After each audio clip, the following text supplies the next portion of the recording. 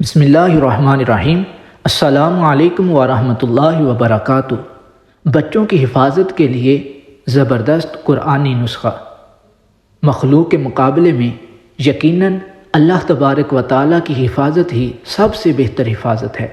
اس لیے ہر مسلمان کو چاہیے کہ وہ اپنی جان، مال اور اولاد وغیرہ کی حفاظت کے متعلق حقیقی اعتماد اور بھروسہ اللہ تبارک و تعالیٰ پر ہی کرے۔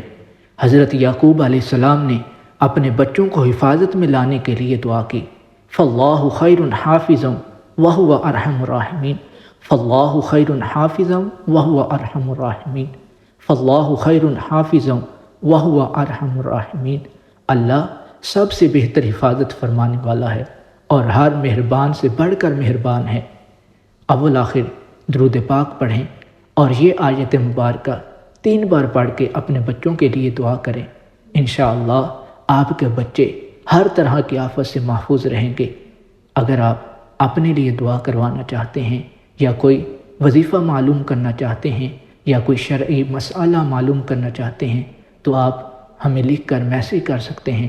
انشاءاللہ آپ کی مکمل رہنمائی کی جائے گی۔